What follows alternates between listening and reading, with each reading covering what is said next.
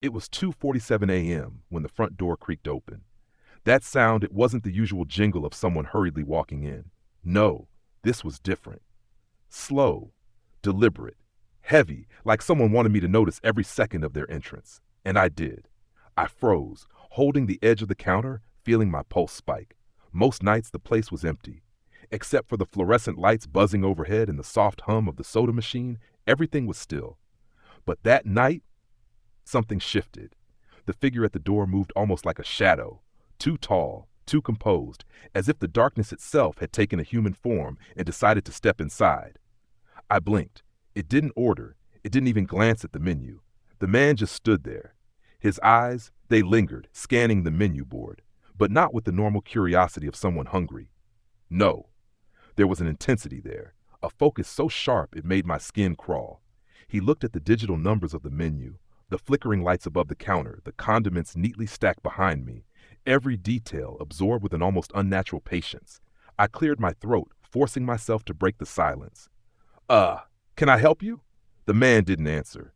He tilted his head slightly, a faint smile curling on his lips, so subtle it was almost imperceptible. And then he said a single word, barely above a whisper. "I'll wait." I laughed nervously. Wait? For what? The place was empty. It was 2:47 in the morning. Most people at this hour were drunk or sleepy or lost, fumbling through late-night cravings. But not him. Something about the way he said it, it wasn't a request. It was a statement, a challenge. And somehow, I knew it wasn't going to be over quickly. So I went back to wiping the counter, trying to convince myself he was just a weird late-night customer. That's all. But even as I scrubbed the greasy streaks from the stainless steel, I could feel him there, like a weight pressing against my back. I didn't turn around. I didn't need to. I could sense the way his gaze followed me, like a predator noting every movement, every nervous twitch. Minutes stretched into an hour. I kept glancing at the clock, willing it to move faster. My coworkers, well, there weren't any tonight, just me, alone, and the quiet punctuated only by the low hum of the fryer and the occasional beep from the soda machine. The man didn't sit. He didn't pace. He just waited. And the more I tried to ignore him, the more aware I became of him. At some point, I noticed something on the counter, a napkin, folded perfectly in half, as though it had been measured, pressed, and placed there with care. I had been wiping the tables, but this one, this napkin, wasn't mine.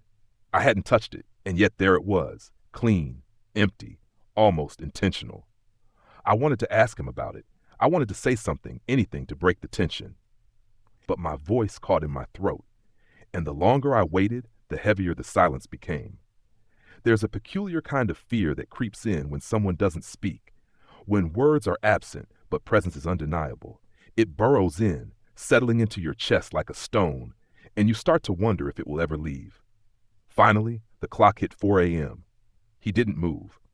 I was about to say something again when, without a sound, he turned and walked out the door. No wave, no goodbye, just a smooth, deliberate step into the darkness outside. And then he was gone. Just like that. I stared at the empty doorway, heart still racing. For a moment I thought I might have imagined it. Maybe it was some kind of trick of the light or my sleep-deprived mind playing games. But then I looked down at the napkin on the counter, and I realized it hadn't been a trick. I couldn't stop thinking about him. His smile. His words, "I'll wait." That wasn't normal, and yet there was something mesmerizing about it. Something almost hypnotic. It was like the night itself had whispered to me through him. I knew deep down that I wouldn't forget this. That night had etched itself into my memory in a way nothing else had. I even found myself telling myself, strangely proudly, "You're going to remember this. You have to." And I knew why. Because some moments, even the quiet, uneventful ones, cling to you. They hook into your instincts, into your gut, before logic has a chance to catch up. And when they do, you can't help but remember them. I suppose, if you've ever had that kind of moment, when something inexplicable grabs you by the spine and refuses to let go, then you understand exactly what I felt. That night, alone in the empty fast food restaurant, I learned there are people out there, people who aren't here for food. And the scary part, I have a feeling he'll be back. He came back. I don't mean he might come back. I mean he did. The same man, the one who didn't order, who just waited, whose presence hung in the air like smoke, he returned that very next night, and the night after that, and the night after that. At first I thought it was coincidence. Maybe a homeless person wandering in, maybe some prankster trying to scare a night shift worker. But no, there was a pattern. He arrived at nearly the same time every night, always in the same quiet way, letting the door creak just enough for me to notice. He stood in the same spot at the counter, eyes wandering like a predator studying its surroundings, but never directly at me. And yet, every instinct I had screamed at me. He was watching. The strange part was, other people started noticing him too. The few coworkers I occasionally had on night shifts, even the janitor who came by to sweep after midnight. They didn't see him the same way I did. One claimed he looked taller, another said he looked older with a kind of tired wariness in his eyes. And the janitor, well, he said the man looked like a shadow, but somehow, in the corner of his eye, he wasn't fully there. I started keeping a notebook. Every night I scribbled details, time of arrival, clothes, behavior, subtle differences, differences that shouldn't exist. One night, his hair was wet, though it hadn't rained. Another night, he wore a shirt with a logo from a business that had closed years ago. But the strangest thing happened halfway through the week. He whispered something. Not loud, not a greeting, just a name. A name I thought I knew, but wasn't mine. At first I ignored it, thinking I'd misheard. Maybe my imagination, running wild from fatigue. But the sound of it lingered. The next night, he whispered it again. Only this time, it was a name from local rumors. A name from the town's unsolved cases. And suddenly, it wasn't just weird anymore. It was unsettling. I tried to ask him about it. I really did. "Why are you here?" I said, forcing my voice calm, steady. "What do you want?" He smiled. That same faint, unsettling smile. And he said something that chilled me more than the coldest night air. "I'm not here for food." After that, everything changed. It was subtle at first. The way he moved, the way he looked at the lights above the counter, the way the air seemed thicker around him. Then the incident started. Napkins folded perfectly in half appeared on the counter. Utensils rearranged themselves into patterns I hadn't left. One night the cash register beeped, though I hadn't touched it. And when I looked, the numbers displayed something that wasn't a total. It was a date. A date that didn't make sense.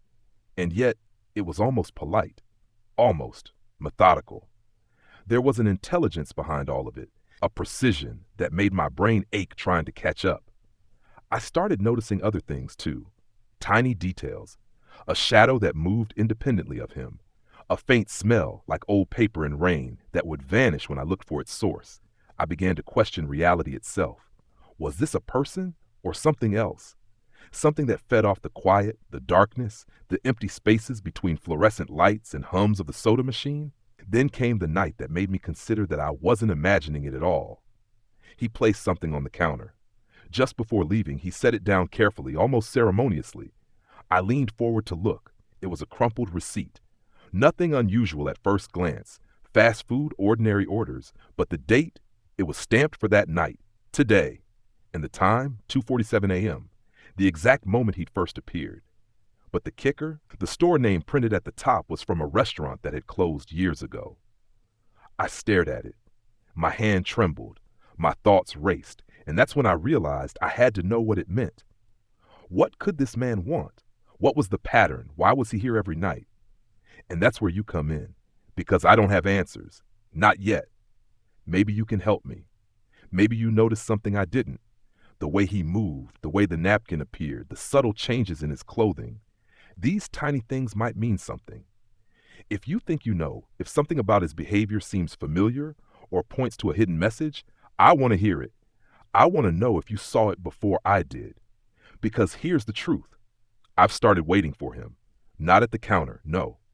I wait for him in my mind, replaying every night, every detail, every whisper. And the more I do, the more I fear I'll miss something crucial if I'm not paying attention. That's when I noticed the pattern in the shadows. Subtle, almost imperceptible, but there. Each time he left, the lights flickered ever so slightly. Each time he leaned on the counter, the temperature in the room dropped a fraction of a degree. Each time, he whispered that name. And I realized something terrifying. The man wasn't just passing through. He was leaving breadcrumbs, leaving messages. For whom? For me? For someone else, by the time I left work that night, the sense of unease had grown heavier. I kept thinking of the receipt, of the napkin, of the name whispered in that hollow, quiet voice, and I knew he would come back. He had to. And when he did, something would change. Something would escalate. And that's why I'm telling you. Because maybe, just maybe, if you notice the details I miss, you'll see the pattern before it's too late. It was 2:46 a.m. when I arrived at the restaurant that night, 20 minutes before his usual entrance. I had tried to prepare myself, mentally, physically, emotionally, but nothing could have readied me for what happened. Every step I took across the linoleum floor felt heavier than the last, and the hum of the fluorescent lights seemed to pulse in time with my heartbeat. The building felt different that night. Thicker, denser, like it had been waiting for something too. And then exactly at 2:47, the door opened. There he was, the man, standing there tall and still, like he had stepped out of the shadows themselves. But this time, something had changed. He wasn't just waiting, he was aware of me. His eyes met mine across the empty space, and it felt like he had been watching me, not from afar, not from the corner of the room, but through me, into me. I swallowed hard, gripping the counter so tightly that my knuckles ached. He didn't move, didn't speak, just stood there, his faint smile curling the edges of his lips. And then he sat, not in a chair near the counter, not slouched like a tired customer. He sat right in the middle of the dining area, staring directly at me. I felt my stomach drop. The restaurant was empty, yet suddenly it felt crowded. The shadows stretched and shifted along the walls. The hum of the soda machine became louder, more insistent. I could hear my own breath, ragged and uneven. And then he spoke. Not loudly, not angrily, not at all in the tones of any human voice I had ever heard. "I'll take your story." The words hung in the air, heavy, inescapable. I froze. My mind scrambled, trying to make sense of what he meant. My story, my life, my fear. He leaned slightly forward, as though testing my reaction. And then the lights flickered, just for a second. But in that instant, everything went dark. When they returned, he was gone. Gone. Just like that. The chair he had sat in remained upright, but empty. The floor was untouched. The air smelled faintly of old paper and rain, the same scent that had accompanied him during his previous visits. My hands shook as I approached the table, and there it was, the folded napkin, clean, perfect, unassuming. Except, this time, there was writing inside. Small, neat, deliberate. My stomach turned as I read it. "See you on your next shift." I dropped the napkin. My mind raced. Was it a warning, a promise, or a threat? I couldn't tell. The words were simple, but the meaning was monstrous. It implied that he wasn't done, that he never would be done. I didn't sleep that night. I stayed awake, imagining every possible scenario, imagining him returning, imagining what he might do next. I even considered calling the police, but what would I say?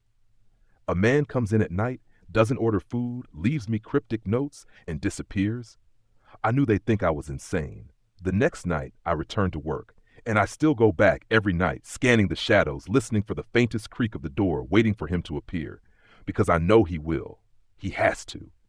There's a strange rhythm to nights like these. The quiet is louder, the lights hum sharper, the air feels alive, and through it all, I sense him, patient, methodical, waiting, not just for me, but for the story, my story, his story. Whatever this is, it isn't over, and that's why I keep coming back. I need to know. I need to see what happens next. I suspect if he returns, the events will escalate beyond anything I can imagine, and if that happens, I'll be ready, and so will you. Because this story, it's not mine alone. It's ours. And if you want to make sure you don't miss the next chapter, you'll be here. You'll see it unfold. You'll witness what comes after the shadows stretch, after the lights flicker, after he whispers that name again. Because some stories aren't finished in a single night. Some stories only truly begin when the night is darkest, and the people who come in aren't here for food.